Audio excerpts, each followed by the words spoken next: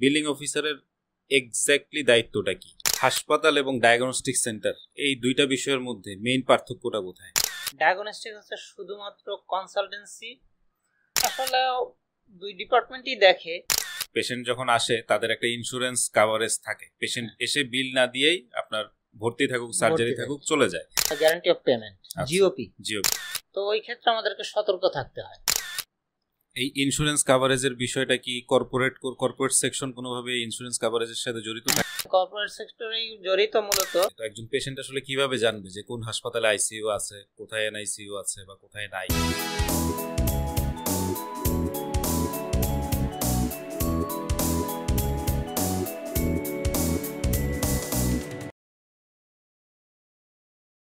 অনেক কর্পোরেট হাসপাতালে দেখছি যে পেশেন্ট যখন আসে তাদের একটা ইন্স্যুরেন্স কাভারেজ থাকে, পেশেন্ট এসে বিল না দিয়েই আপনার ভর্তি থাকুক সার্জারি থাকুক চলে যায়, তারপর হচ্ছে এই কাভারেজটা যারা ইন্স্যুরেন্স কোম্পানি পে করে। তো এই পে করার পলিসির মধ্যে বিলিং অফিসারের কোনো কাজ থাকে? অবশ্যই থাকে। বিলিং অফিসারের কাজ থাকে যে জিওপি গ্যারান্টি অফ পেমেন্ট। এই গ্যারান্টি অফ পেমেন্ট আমাদেরকে মেইলে পাঠিয়ে দেয়। মেইলে লেখা থাকে উনি কতটুকু কাভারেজ পাবে। ওকে। এই কাভারেজ গুলো দেখা যায় যে কারো কেউ বসছে কিংবা আসছে হসপিটালে ভর্তি হয়েছে, তার দেখা গেছে যে 1 লাখ টাকা পর্যন্ত কাভারেজ, কিন্তু সে ভর্তি হয়েছে 20,000 টাকা দামের কেবিনে। তখন ওই কেবিনের বিলই তো আমার যদি 5 দিন থাকে আমার 1 লাখ টাকা ইজিলি চলে আসে। তো সেই ক্ষেত্রে আমাদেরকে ওই জিনিসটা তাদেরকে জানাতে হয় যে আপনার রয়েছেন এই জায়গা ঠিক আছে, কিন্তু আপনার জিওপি কিন্তু আমার এতটুকু কাভারেজ দিবে, এরপরের বিলগুলো কিন্তু আপনাকে পে করতে হবে। এই বিলিং কাভারেজের সাথে কর্পোরেট ডিপার্টমেন্ট কি কোনোভাবে জড়িত থাকে? কর্পোরেট জড়িত থাকে। সেটা হচ্ছে যখন আমাদের কাছে পেশেন্টরা আসে, পেশেন্টরা যখন ভর্তি হয় তখন জিওপি পাঠায়, কিন্তু এর আগে কিছু মূলত কাজ আছে। কর্পোরেট অফিস থেকে ওই যে কোম্পানি আছে সেই কোম্পানিতে আমাদেরকে যোগাযোগ করতে হয়। কর্পোরেট অফিসই এটা যোগাযোগ করে, তাদের সাথে কিছু ইস্যু নিয়ে কথাবার্তা বলে, তাদের সাথে একটা চুক্তি হয় যে আপনারা আমাদেরকে পাঠাবেন রোগী কিংবা আপনাদের স্টাফের ফ্যামিলি, এদেরকে পাঠালে এরা একটা ইন্স্যুরেন্স কাভারেজ পাবে। আমরা ওই ইন্স্যুরেন্সের বিপরীতে আপনাদেরকে একটা যে মেইল দিব, সেই মেইল অনুযায়ী আমাদেরকে পে করতে হবে, এবং ওইটা কর্পোরেট অফিসই করে। বাংলাদেশের হেলথ কেয়ার তো এখন একটা বুমিং ইন্ডাস্ট্রি, আপনার কাছে কি মনে হয় এই হেলথ কেয়ার কি এখন সামনের দিকে যাচ্ছে নাকি এখনো থমকে আছে? অবশ্যই হ্যাঁ, সামনের দিকে যাচ্ছে। কারণ আগের দিনে যেটা হতো, একটা হসপিটাল কিংবা একজন ডক্টরকে পেতে হলে আমাকে অনেক জায়গায় খুঁজতে হতো একজন ভালো ডক্টরকে পেতে হলে। এখন ওইটা পাওয়া যায়, ওইটা করা লাগে না। আমি গুগলে সার্চ দিলে আমার কয়েকজন শত শত ডাক্তারের লিস্ট চলে আসে। তো লিস্টগুলো দেখলে আমি তাদের যেই ক্যারিয়ার ব্যাকগ্রাউন্ড আছে সেই ব্যাকগ্রাউন্ডগুলি দেখলে আমি মোটামুটি তাদের কাজ করতে পারি যে তারা কি লেভেলের হতে পারে। তো আমরা ওইভাবে যেতে পারি। 2 নম্বর হচ্ছে আমাদের এখানে বড় বড় হসপিটাল হচ্ছে এখন, এবং তাদের সুবিধা আদি প্লাস হচ্ছে আগের যেই নোংরা পরিবেশ থাকতো এখন এটা নাই। এখন ম্যাক্সিমাম হসপিটালে ওই পরিবেশটা নাই। অনেক হাসপাতালে ঢুকলে মনে হয় যেন শপিং মলে আসছি কিংবা কোনো 5 স্টার হোটেলে আসছি। হ্যাঁ, সেই হোটেলগুলোর যে ভাড়া আর ব্যাড স্মেলটাও এখন পাওয়া যায়। হ্যাঁ, আগে একটা ফিনাইলের গন্ধ আসতো, হ্যাঁ, সেই ফিনাইলের গন্ধ এখন আর কোথাও পাবেন না। কিন্তু এখন তো বেশ বড় বড় হসপিটাল আছে যেটা ঢুকলে মনে হয় আর যা বাসায় যাব না। অনেক সময় তো বিভিন্ন পেশেন্টরা বিভিন্ন রকম সমস্যা সাফার করে, একজন পেশেন্ট কিভাবে বুঝবে যে সে কোন হাসপাতালে যাবে? আচ্ছা, এটা হলো মূলত ডক্টরের উপর ডিপেন্ড করে। তারপর আমরা যতটুকু বুঝি, আমরা অনেকদিন যাবত কাজ করতেছি, এই কাজের ফলশ্রুতিতে আমরা যতটুকু বুঝি যে একজন পেশেন্ট যখন আমাদের কাছে ফোন দেয় কিংবা আমাদের কাছে আসে যে ভাই আমার তো এই সমস্যা হচ্ছে, তো আমরা কি করব, কোথায় কোন ডক্টর দেখাবো, সেটা আমরা মোটামুটি একটা বলতে পারি যে আপনার যদি পেটের ব্যথা হয় তাহলে গ্যাস্ট্রোএন্টারোলজিতে দেখান। গ্যাস্ট্রোএন্টারোলজি যখন দেখে তখন হয়তোবা গ্যাস্ট্রোএন্টারোলজি যদি বলে যে না এটা অন্য কোনো সমস্যা, এই গ্যাস্ট্রিকের সমস্যা না, তখন ওই গ্যাস্ট্রোএন্টারোলজি ডক্টর রেফার করে দেয়। এইভাবে আসলে চলে আসছে। আর আমরা যেটা বাইরে থেকে যখন আমরা হসপিটালে না থাকি তখন আমরা বলি যে হয়তোবা আপনি আমাদের সাথে পরামর্শ করেন যে এতটুকু আমরা বলতে পারি যে এই জিনিস করলে আপনার কি কি সমস্যাগুলো আমি শুনি, শোনার পরে যতটুকু আমি বুঝি ওইভাবেই আমি তাকে বলে দেই যে আপনি এই ডিপার্টমেন্টের ডক্টরটা দেখান। অনেক সময় একজন পেশেন্টের আইসিইউ এনআইসিইউ লাগে, তো একজন পেশেন্ট আসলে কিভাবে জানবে যে কোন হাসপাতালে আইসিইউ আছে, কোথায় এনআইসিইউ আছে বা কোথায় নাই? আচ্ছা, এটা মূলত ম্যাক্সিমাম হসপিটালের সামনেই আইসিইউ এনআইসিইউ এর একটা লেখা থাকে যে আমার এই জায়গায় ওয়েবসাইটেও আছে।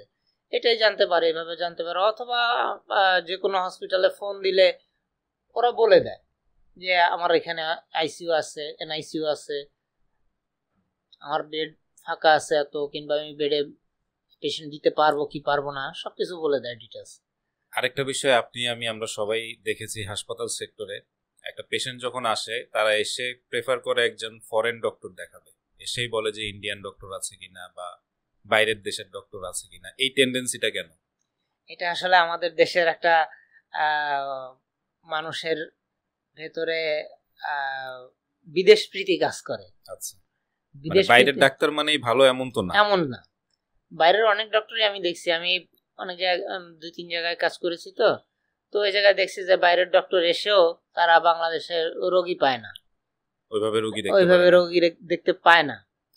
কিন্তু দেখা যায় বাংলাদেশের অনেক ডক্টরই আছে, তাদের থেকে অনেক অনেক ভালো ডক্টর, তারা টেস্ট ছাড়াই অনেক সময় দেখা যায় যে তাদের রোগ ধরে ফেলছে এবং রোগ ধরে ট্রিটমেন্টও দিয়েছে এবং পেশেন্টও হ্যাপি যে আমার কোনো টেস্ট করা লাগে নাই, আমি গেছি, আমাকে মেডিসিন দিয়েছে, আমি সুস্থ হয়ে গেছি। কিন্তু বাইরের ডক্টরের বিদেশ প্রীতির কারণে, তবে যে বাইরের ডক্টর সব খারাপ তা না, বাইরের ডক্টর ভালো আছে, তারা বাইরে থেকে ভালো ভালো ডিগ্রি নিয়ে আসে, বাইরের ডিগ্রি নিয়ে আসলে তারা হয়তো অনেক কিছু জানতে পারে।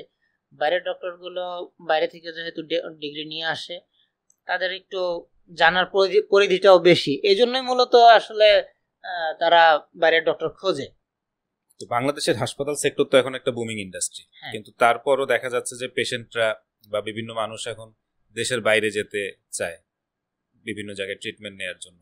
এই টেন্ডেন্সিটা কি সেম? নলেজ গ্যাপ আছে যে মানুষ জানে না যে বাংলাদেশে এখনো ভালো চিকিৎসা হয়? হ্যাঁ, নলেজ গ্যাপ তো কিছু আছেই। বাংলাদেশের 100% তো শিক্ষিত না, তারা বুঝতেও পারে না যে বাংলাদেশে এখন অনেক হাই ট্রিটমেন্টের হসপিটাল আছে, প্লাস ডক্টরও আছে।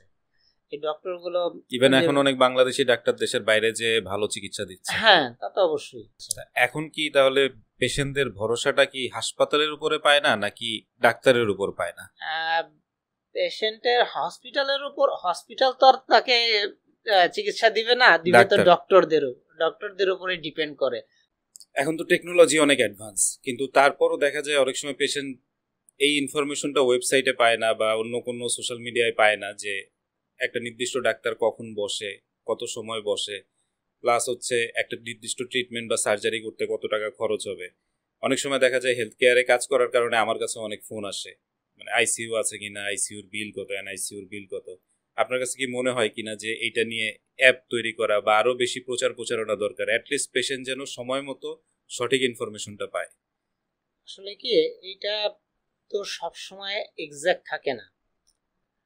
দেখা যায় কনসালটেন্সি বিল, আমি যখন আজরাইল হসপিটালে জয়েন করেছি তখন কনসালটেন্সি বিল ছিল 800 টাকা, এখন সেটা বেড়ে 1600 টাকা হয়ে গেছে। এটা কি জেনারেল সবার জন্য? হ্যাঁ, সবার জন্য।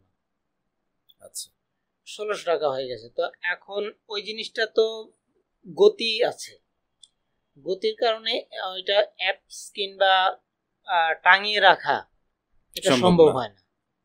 টাইম টু টাইম তো আপডেট করা যায়, যদি একটা অ্যাপস করে টাইম টু টাইম আপডেট করে। মানে আমারও এমন অনেক সময় হয়েছে যে আমার একজন পেশেন্ট কোনো একটা নির্দিষ্ট সার্জারি দরকার বা একটা এবং এখানে ট্রিটমেন্ট দরকার, আমি কিন্তু আপনাকে ফোন করছি, ফোন করে বলছি যে ভাই হ্যাঁ এখানে কিন্তু পেশেন্টটাকে আরেকটা পাঠাচ্ছি। বিষয় আছে, এটা দেখা গেছে কিছু কিছু পেশেন্ট আছে যে আমার কাছ থেকে ইনফরমেশন নিয়ে সে আরেক জায়গায় আবার তুলনা ক্রস চেক করে যে এইখানে এত টাকা এখানে এত টাকা কেন। তো সেই ক্ষেত্রে দেখা যায় এই ইনফরমেশন গুলো নিলে দেখা যায় পেশেন্ট অনেক দিকে অনেক জায়গায় চলে যায়। তো দেখা যায় যে ওইখানে কম টাকা মানেই যে ভালো সার্ভিস তা না। রাইট। হাসপাতাল সেক্টর সম্পর্কে বিভিন্ন ধরনের মিথ আছে। অনেকে মনে করে হাসপাতালে গেলে অনেক বিল, হাসপাতালে গেলে আননেসেসারি টেস্ট দেয়, এরকম আরো অনেক ধরনের বিভিন্ন কথাবার্তা মানুষ মনে করে অনেক কিছু। আপনার ব্যক্তিগত মতামত কি? আসলে কি ব্যক্তিগত মতামত এটা যে আমার ভেতরে কি আছে মানুষ কিন্তু সামনে থেকে কেউ বুঝবে না। আমি সুস্থ মানুষ আমি মনে করতেছি, কিন্তু যখন একজন ডক্টরের কাছে যাব তখন ডক্টরকে যদি আমি বলি যে আমার এই প্রবলেম আছে, ডায়াগনোসিস করার প্রয়োজন আছে, তখন কিন্তু আমাকে ডায়াগনোসিস করতে তাকে অবশ্যই কিছু না কিছু ক্রাইটেরিয়ার মধ্যে দিয়ে যেতে হবে। তো এই ক্রাইটেরিয়াগুলো যখন পালন করতে যায় তখন কিন্তু তাকে টেস্ট অবশ্যই করতে হয়। আর টেস্টগুলো যদি না করে তাহলে তো সে বাইরে থেকে আমার ভিতরের কি প্রবলেম সেটা তো বুঝবে না। তার মানে এই হেলথ সেক্টর নিয়ে যে একটা মিথ, মানুষের ভুল ধারণা, এটা পুরোটা সত্য না। থ্যাংক ইউ মামুন ভাই, অনেক বিষয় নিয়ে আলোচনা করলাম, অনেক কিছু জানতে পারলাম আপনার কাছ থেকে আজকে। আমরা মোটামুটি শেষ পর্যায়ে চলে আসছি। এখন প্রোগ্রাম শেষ করার আগে আপনার সমাপনী একটা বক্তব্য চাচ্ছি। সর্বশেষ আমি বলতে চাই যে বাংলাদেশের হেলথ সেক্টর আরো বুমিং করুক। এখানে যারা জব করে তাদের জন্য ওই জবগুলো যেন সিকিউরড হয়, সবাই যেন ওই জায়গায় ভালোভাবে জব করতে পারে। এবং আশা করব যে হেলথ সেক্টরে যারা আছেন তারা ভালোভাবে পেশেন্টকে সার্ভিস দিবেন। আর আমার দিক থেকে আমি যতটুকু আমার সম্ভব হয় আমি দিব। যদি কারো কিছু প্রয়োজন হয় আমাকে ফোনে অথবা হসপিটালের যে অফিস সময় আমাকে পাবেন, ওইখানে যোগাযোগ করতে পারেন। আর আরেকটা বিষয় এন্ডিং এ সেটাও আপনি অ্যাড করতে পারেন যে আমরা একসময় এক্স কলিগ ছিলাম অ্যাপোলো হাসপাতালে, ইনশাআল্লাহ ফিউচারে হয়তো অন্য কোথাও আমরা অন্য একসাথে আবার কাজ করব ইনশাআল্লাহ। তো thank you so much. This is Mainuddin Akash signing off. আল্লাহ হাফেজ।